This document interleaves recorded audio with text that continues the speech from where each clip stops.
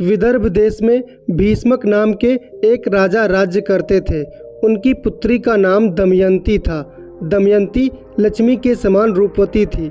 उन्हीं दिनों निषद देश में वीरसेन के पुत्र नल राज्य करते थे।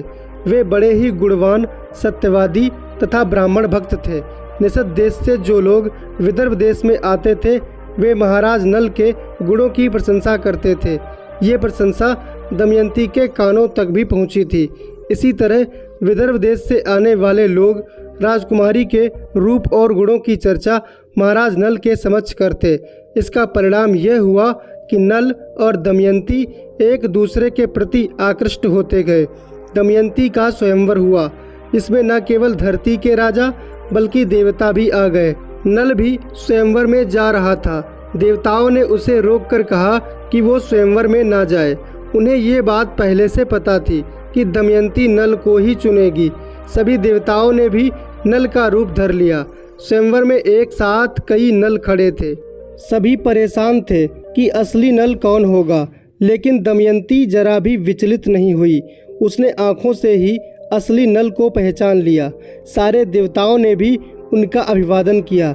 इस तरह आँखों में झलकते भावों से ही दमयंती ने असली नल को पहचान कर अपना जीवन साथी चुन लिया। नौ दंपति को देवताओं का आशीर्वाद प्राप्त हुआ। दमयंती निषद नरेश राजा नल की महारानी बनी। दोनों बड़े सुख से समय बिताने लगे। दमयंती पतिव्रताओं में शिरोमणि थी। अभिमान तो उसे कभी छू भी न सकता था। समयानुसार दमयंती के गर्भ से एक पुत्र और एक कन्या का जन्म हुआ। दोनों बच्चे माता पिता के अनुरूप ही सुंदर, रूप और गुण से संपन्न थे। समय सदा एक सा नहीं रहता। सुख दुख का चक्र निरंतर चलता ही रहता है। वैसे ही महाराज नल गुणवान, धर्मात्मा तथा पुण्य श्लोक थे, किंतु उनमें एक दोष था, जुए का व्यसन। नल के एक भाई का नाम पुष्कर था। वो नल से अलग रहता था। उसने उन्हें जुए के लिए आमंत्रित किया। खेल आरंभ हुआ। भाग्य प्रतिकूल था। नल हारने लगे। सोना, चांदी, रथ, राजपाट सब हाथ से निकल गया। महारानी दमयंती ने प्रतिकूल समय जानकर अपने दोनों बच्चों को विदर्भ देश की राजधानी कुंडिनपुर भेज दिया। इधर नल जुए में अपना सर्वस्व हार गए। उन्होंने अपने शरीर के सारे वस्त्र आभूषण उतार दिए। केवल एक वस्त्र पहनकर नगर से बाहर निकले। दमयंती ने भी मात्र एक साड़ी में पति का अनुसरण किया। एक दिन राजा नल से सोने के पंख वाले कुछ पक्षी देखे। राजा नल ने सोचा, यदि इन्हें पकड़ लिया जाए तो इनको बेचकर निर्वाह करने के लिए कुछ धन कमाया जा सकता है। ऐसा विचार कर उन्होंने अपने पहनने का वस्त्र खोलकर पक्षियों पर फेंका। पक्षी वह वस्त्र लेकर उड़ गए। अब राजा के पास तन ढकने के लिए भी कोई वस्त्र न रह गया। नल अपनी अपेक्षा दमयंती के दुख से अधिक व्याकुल थे। एक दिन दोनों जंगल में एक वृक्ष के नीचे एक ही वस्त्र से तन छिपाए पड़े थे। दमयंती को थकावट के कारण नींद आ गई। राजा नल ने सोचा, दमयंती को मेरे कारण बड़ा दुख सहन करना पड़ रहा है। यदि मैं इसे इसी अवस्था में यहीं छोड़कर चल दूं तो यह किसी तरह अपने पिता के पास पहुंच जाएगी। यह विचार कर उन्होंने तलवार से उसकी आधी साड़ी को काट लिया और उसी से अपना तन ढककर तथा दमयंती को उसी अवस्था में छोड़कर वे चल दिए। जब दमयंती की नींद टूटी तो बेचारी अपने को अकेला पाकर करुण विलाप करने लगी। भूख और प्यास से व्याकुल होकर वह अचानक अजगर के पास चली गई। अजगर उसे निगलने लगा। दमयंती की चीख सुनकर एक व्याध ने उसे अजगर का ग्रास होने से बचाया, किंतु व्याध स्वभाव से दुष्ट था। उसने दमयंती के सौंदर्य पर मुग्ध होकर उसे अपनी काम पिपासा का शिकार बनाना चाहा। दमयंती उसे साफ देते हुए बोली, यदि मैंने अपने पति राजा नल को छोड़कर किसी अन्य पुरुष का चिंतन न किया हो तो इस पापी व्याध के जीवन का अभी अंत हो जाए। दमयंती की बात पूरी होते ही व्याध के प्राण पखेरु उड़ गए। दैव योग से भटकते हुए दमयंती एक दिन चेदी नरेश सुबाहु के पास और उसके बाद अपने पिता के पास पहुंच गई।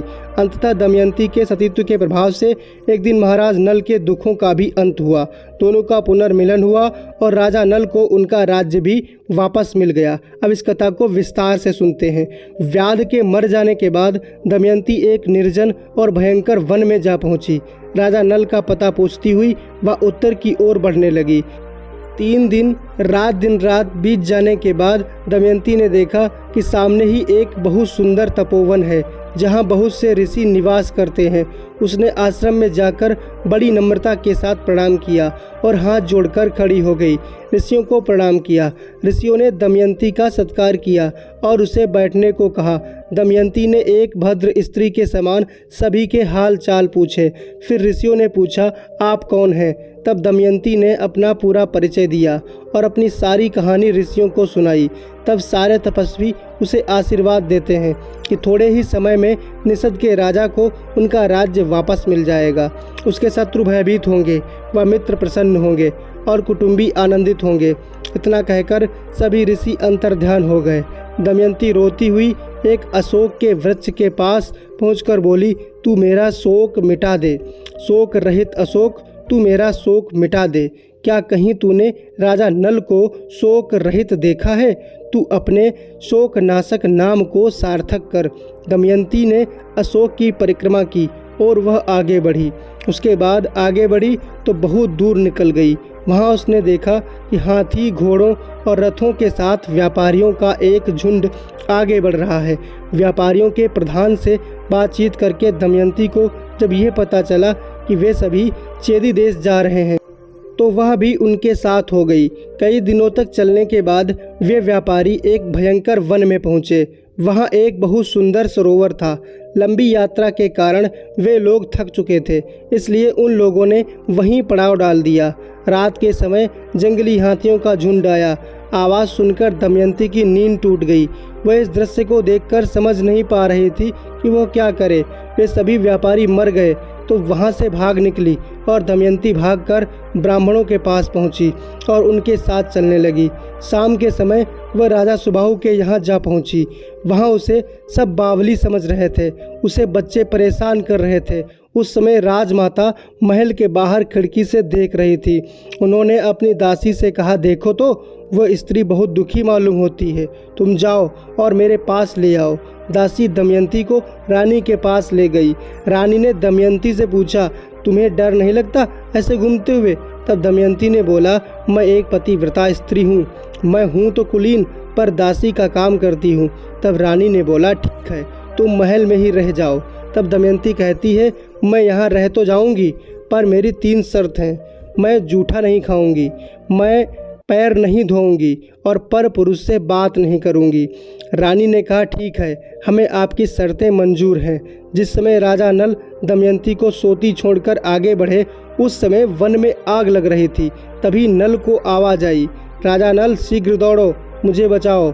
नागराज कुंडली बांधकर पड़ा हुआ था। उसने नल से कहा, राजन, मैं करकोटक नाम का सर्प हूँ। मैंने नारद मुनि को धोखा दिया था। उन्होंने शाप दिया कि जब तक राजा नल तुम्हें न उठावें तब तक यहीं पड़े रहना। उनके उठाने पर तू सांप से छूट जाएगा।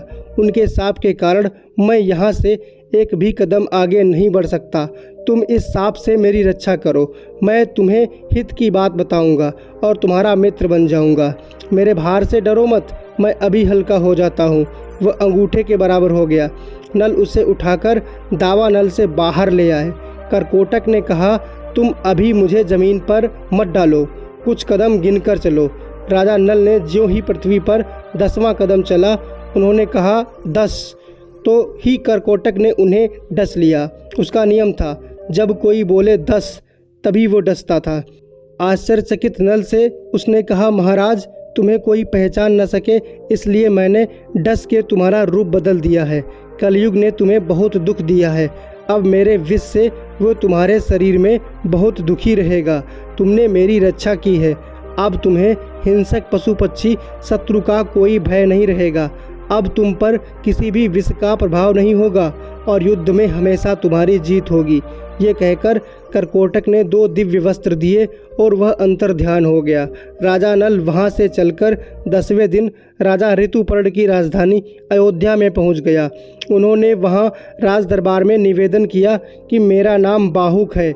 मैं घोड़ों को हाँकने और उन्हें तरह तरह की चालें सिखाने का काम करता हूँ। घोड़ों की विद्या मेरे जैसा निपुण इस समय पृथ्वी पर कोई नहीं है। रसोई बनाने में भी मैं बहुत चतुर हूँ। हस्त कौशल के सभी काम और दूसरे कठिन काम करने की चेष्टा करूँगा। आप मेरी आजीविका निश्चित करके मुझे रख लीजिए। उसकी सारी बात सुनकर राजा ऋतुपर्ण ने कहा, बाहुक, मैं सारा काम तुम्हें सौंपता हूँ, लेकिन मैं शीघ्रगामी सवारी को विशेष पसंद करता हूँ। तुम्हें हर महीने सोने की 10,000 मुहरें मिला करेंगी, लेकिन तुम कुछ ऐसा करो कि मेरे घोड़ों की चाल तेज हो जाए। इसके अलावा तुम्हारे साथ वार्ष्णेय और जीवल हमेशा उपस्थित रहेंगे। राजा नल रोज़ दमयंती को याद करते और दुखी होते कि दमयंती भूख प्यास से परेशान न जाने किस स्थिति में होगी। इसी तरह राजा नल ने दमयंती के बारे में सोचते हुए कई दिन बिता दिए। ऋतुपर्ण के पास रहते हुए उन्हें कोई पहचान न सका। जब राजा विदर्भ को ये समाचार मिला कि मेरे दामाद नल और पुत्री राजपाट विहीन होकर वन में चले गए, तब उन्होंने सुदेव नाम के ब्राह्मण को नल दमयंती का पता लगाने के लिए चेदी नरेश के राज्य में भेजा। उसने एक दिन राजमहल में दमयंती को देख लिया। उस समय राजा के महल में पुण्याह वाचन हो रहा था। दमयंती सुनंदा एक साथ बैठकर ही वह कार्यक्रम देख रही थी। सुदेव ब्राह्मण ने दमयंती को देखकर सोचा कि वास्तव में यही भीष्मक नंदिनी है। मैंने इसका जैसा रूप पहले देखा था वैसा अब भी देख रहा हूँ। बड़ा अच्छा हुआ, इसे देख लेने से मेरी पूरी यात्रा सफल हो गई। सुदेव दमयंती के पास गया और उसने बोला, दमयंती, मैं तुम्हारे भाई का मित्र सुदेव हूँ। मैं तुम्हारे भाई की आज्ञा से तुम्हें ढूंढने यहाँ आया हूँ। दमयंती ने ब्राह्मण को पहचान लिया। वह सबका कुशल मंगल पूछने लगी और पूछते ही पूछते रो पड़ी। सुनंदा दमयंती को रोता देखकर घबरा गई। उसने अपनी माता के पास जाकर उन्हें सारी बात बताई। राजमाता तुरंत अपने महल से बाहर निकल कर आई। ब्राह्मण के पास जाकर पूछने लगी, महाराज, ये किसकी पत्नी है, किसकी पुत्री है, अपने घर वालों से कैसे बिछुड़ गई? तब सुदेव ने उनका पूरा परिचय उसे दिया। सुनंदा ने अपने हाथों से दमयंती का ललाट धो दिया, जिससे उसकी भौहों के बीच का लाल चिन्ह चंद्रमा के समान प्रकट हो गया। उसके ललाट का वह तिल देखकर सुनंदा व राजमाता दोनों ही रो पड़े। राजमाता ने कहा, मैंने इस तिल को देखकर पहचान लिया कि तुम मेरी बहन की पुत्री हो। उसके बाद दमयंती अपने पिता के घर चली गई। अपने पिता के घर एक दिन विश्राम करके दमयंती अपनी माता से कहा कि माँ, मैं आपसे सच कहती हूँ, यदि आप मुझे जीवित रखना चाहती हैं तो आप मेरे पति देव को ढूंढवा दीजिए। रानी ने उनकी बात सुनकर नल को ढूंढवाने के लिए ब्राह्मणों को नियुक्त किया।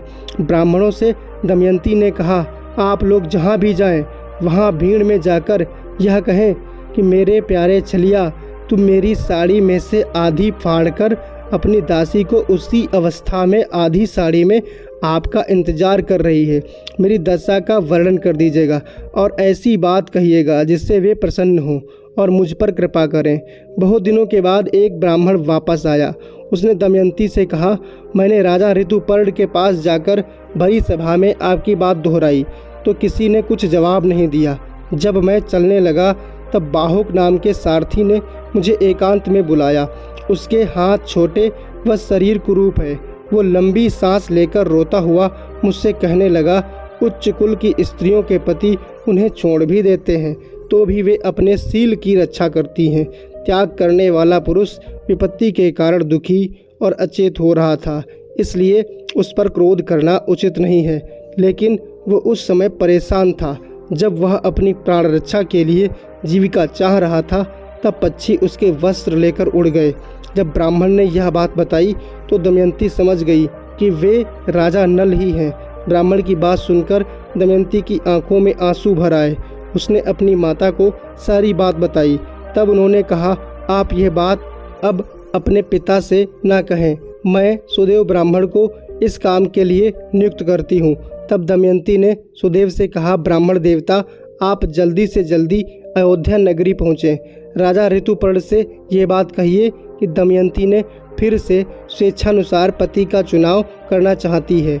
बड़े बड़े राजा और राजकुमार जा रहे हैं। स्वयंवर की तिथि कल ही है, इसलिए यदि आप पहुंच सकें तो वहां जाइए। नल के जीने अथवा मरने का किसी को पता नहीं है, इसीलिए कल वे सूर्योदय पूर्व ही पति वरण करेंगी। दमयंती की बात सुनकर सुदेव अयोध्या गए और उन्होंने राजा ऋतुपर्ण से सब बातें कह दी। सुदेव की बातें सुनाकर बाहुक को बुलाया और कहा, बाहुक, कल दमयंती का स्वयंवर है और हमें जल्दी से जल्दी वहाँ पहुँचना है। यदि तुम मुझे जल्दी वहाँ पहुँच जाना संभव समझो तभी मैं वहाँ जाऊँगा। ऋतुपर्ण की बात सुनकर नल का कलेजा फटने लगा। सोचा कि दमयंती ने दुखी और अचेत होकर ही ऐसा किया होगा। संभव है वो ऐसा करना चाहती हो। नल ने शीघ्रगामी रथ में 4 श्रेष्ठ घोड़े जोत दिए। राजा ऋतुपर्ण रथ पर सवार हो गए। रास्ते में ऋतुपर्ण ने उसे पासे पर वशीकरण की विद्या सिखाई, क्योंकि उसे घोड़ों की विद्या सीखने का लालच था।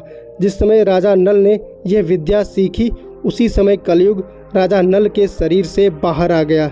रानी ने राजा को पहचानने के लिए क्या किया? कलयुग ने नल का पीछा छोड़ दिया था, लेकिन अभी उनका रूप नहीं बदला था। उन्होंने अपने रथ को जोर से हाँका और शाम होते होते वे विदर्भ देश में पहुँचे। राजा भीष्मक के पास समाचार भेजा गया। उन्होंने ऋतुपर्ण को अपने यहाँ बुला लिया। ऋतुपर्ण के रथ की कुंज से दिशाएं गूंज उठी। दमयंती रथ की घड़घड़ाहट से समझ गई कि जरूर इसको हाँकने वाले मेरे पति देव हैं। यदि आज वे मेरे पास नहीं आएंगे तो मैं आग में कूद जाऊंगी। इसके बाद अयोध्या नरेश ऋतुपर्ण जब राजा भीष्मक के दरबार में पहुँचे तो उनका बहुत आदर सत्कार हुआ। भीष्मक को इस बात का बिल्कुल पता नहीं था कि वे स्वयंवर का निमंत्रण पाकर यहाँ आए हैं। जब ऋतुपर्ण ने स्वयं की कोई तैयारी नहीं देखी तो उन्होंने स्वयंवर की बात दबा दी और कहा, मैं तो सिर्फ आपको प्रणाम करने चला आया।